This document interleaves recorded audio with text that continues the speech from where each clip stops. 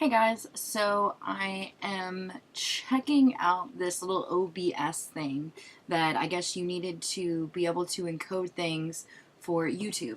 And I'm just trying to kind of figure out how to add like photos and stuff to it, so just completely ignore this if you want to. Alright, so I'm kind of bored today, so I thought, you know what?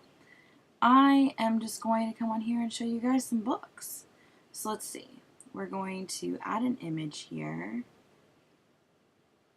and see how well this works. I'm not exactly sure how to do all of this, so just bear with me. Alright, so currently you can see the lovely little picture there. Oh, that looks so nice. I'm actually starting this. I've actually got it right here. This is one of the exclusive editions that was via Uppercase for March. You can check out Instagram and stuff for those pictures. But I am currently going to be starting that sometime today. I got rid of me instead of the other way around. Well, that's just... Yep, that's just fabulous. That's awesome. Because that's just the way that it goes. Meant to get rid of the image. Not me. As I said, this is a definite work in progress. Alright, well that is from the March Uppercase, and I cannot wait to start it. The next thing that I actually just finished, I can toss that one on here next. Let's see. Ding.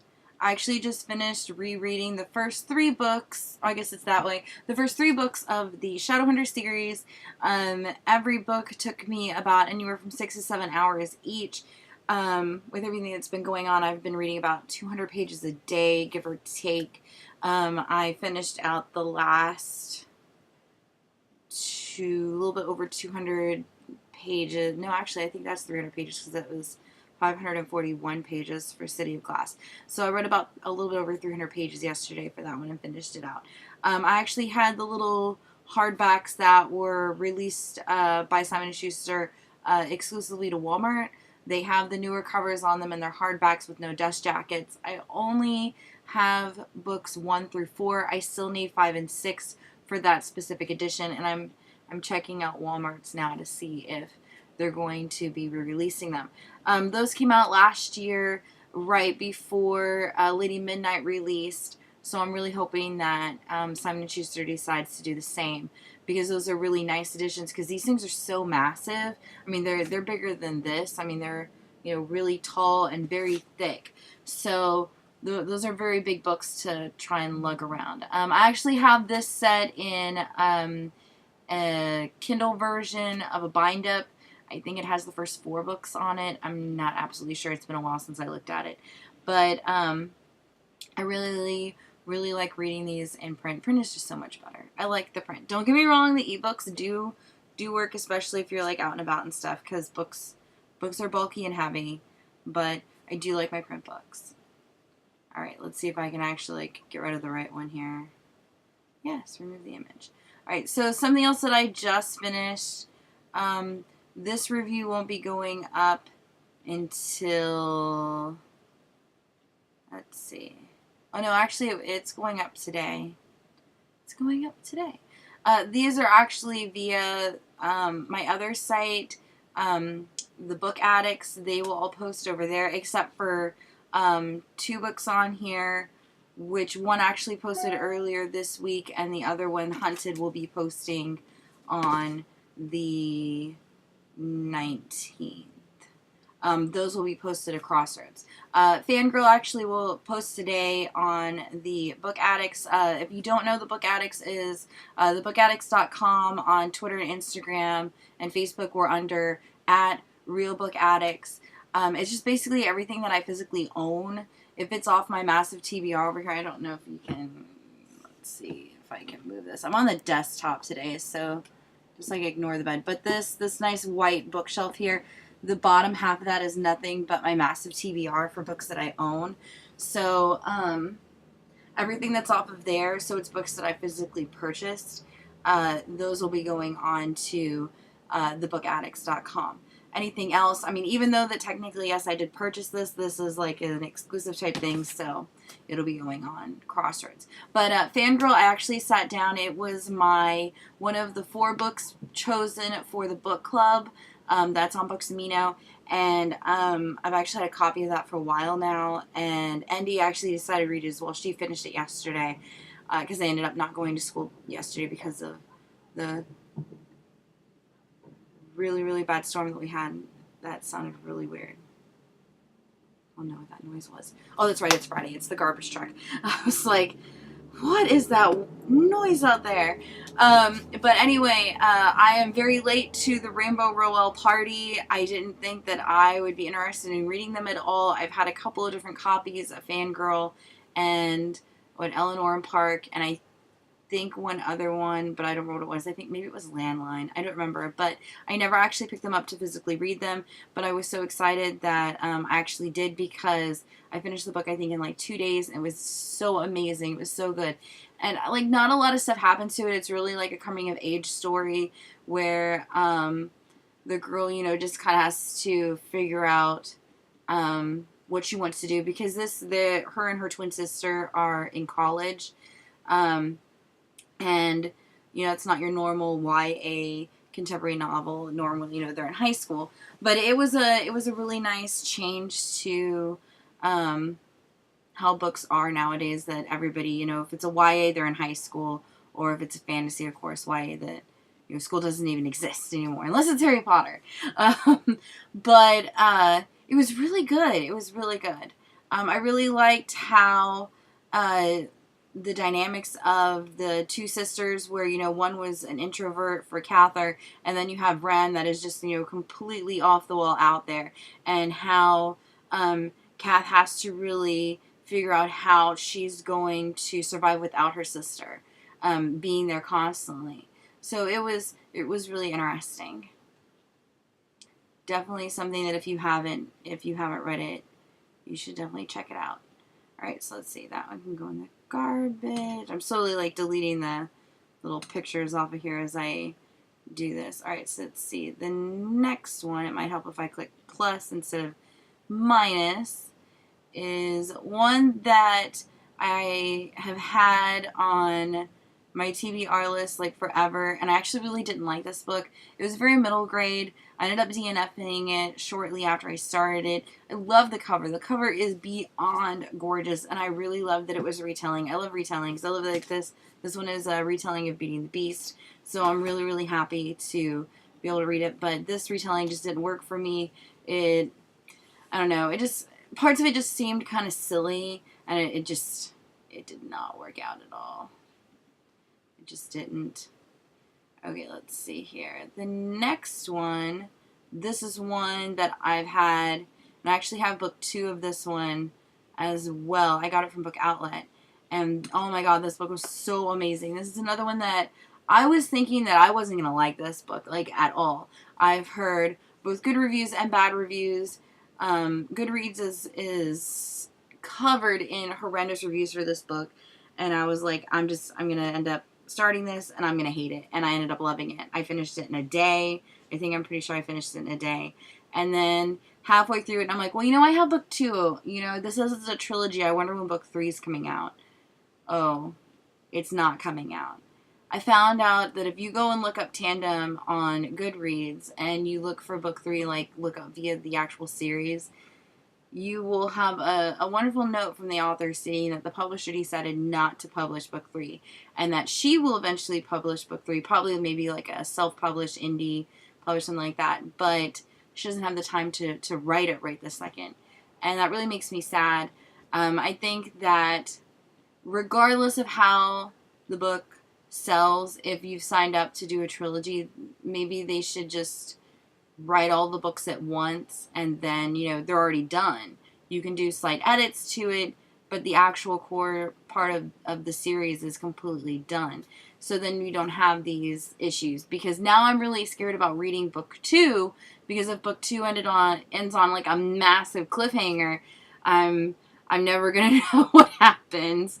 And that makes me very sad. This one didn't really end on, it kind of ended on a cliffhanger, but, like, if there would never been a book 2, it wouldn't be completely horrible, but it does end on a cliffhanger. But I would definitely still check it out. The book was amazing. It's definitely a really good parallel universe type thing. It was really good. It was a lot better than I thought it was going to be. Let's see. Then this next one. I really need to turn off my emails.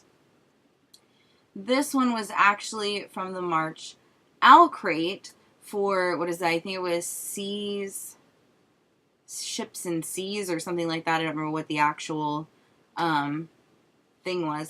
But anyway, Daughter of the Pirate King was so good. Oh my god, it was so good. I actually had this review and I didn't get around to it until after the print copy came, which I was really happy because then I could just read it as a finished copy. But it's such a fast-paced book. It's, completely new storyline of, she is the daughter of the Pirate King.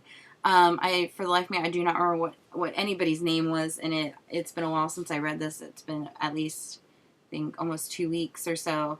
I've read so many other books since then. But this is a really awesome twist towards the end of it. I can't wait for part 2. Don't look at the title of part 2 because it kind of gives away stuff that happens in book 1. But now we, of course, have to do that lovely waiting thing. We have to wait an entire year to get the next book in the series, which really is so sad. It's so sad. So sad. But if you like books about pirates, this is definitely something to check out. Oh my goodness.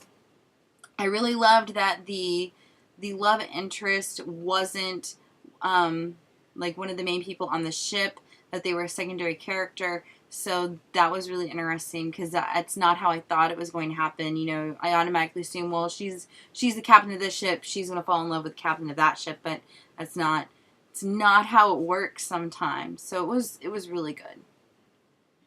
Let's see here. And then last but not least is one that I actually got from Night Owl Reviews. Oh my god, this book was so good.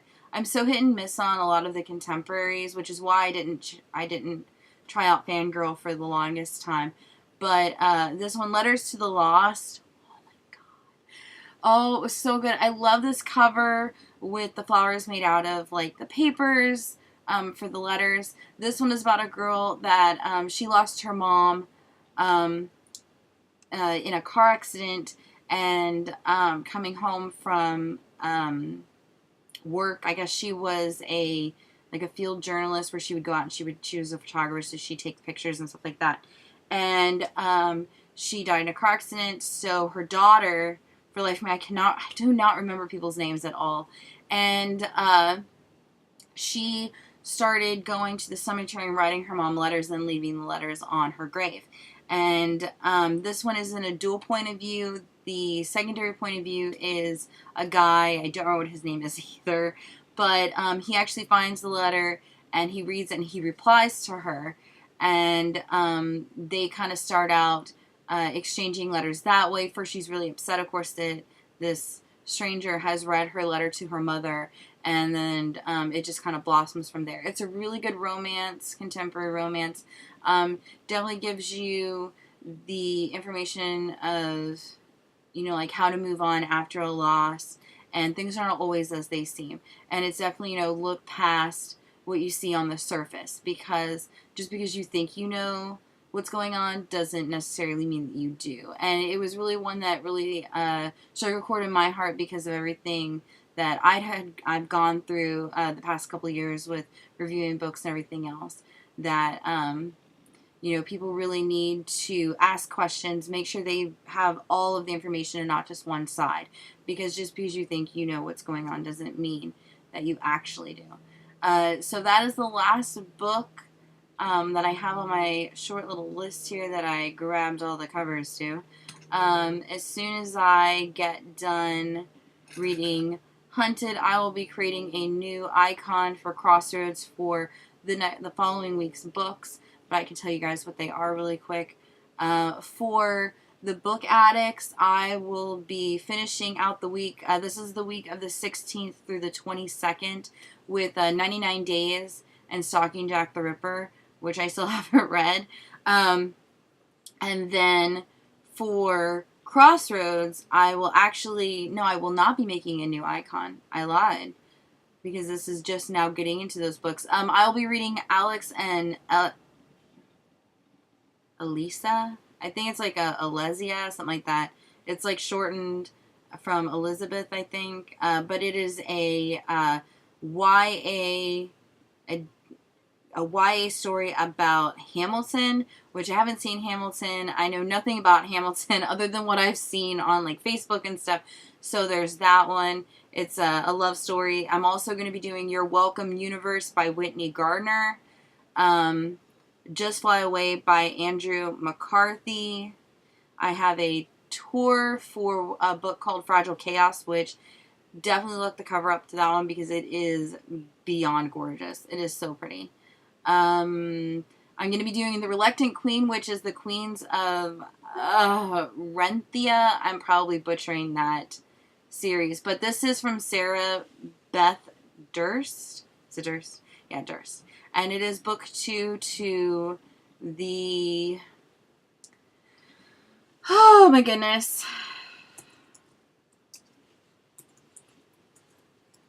I forgot what the Queen of Blood. It is book 2 to the Queen of Blood, which was so good. It I think it's technically is it a YA?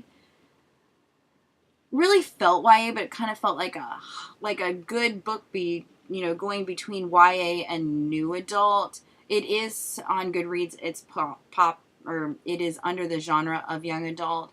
But and then high fantasy. It was so good. You have these like massive trees that are so big people made their houses in them, so it's like an actual tree house. And like the cover, if you like just look up the Queen of Blood cover, it has like them standing on one of the roots of the trees. I mean, they are completely massive. Like you can walk on them and stuff, which would be my playground. I am a tree person. I love trees, and I would have loved to be able to find a place like that. It's so awesome. And then it also has, your evil things. It has like your magic and your malevolent spirits, which I'm totally stealing from the synopsis of the book over here. But it was so good, and it ended on such a cliffhanger. So I'm so excited that I have an ARC of book 2, because book 2 doesn't come out.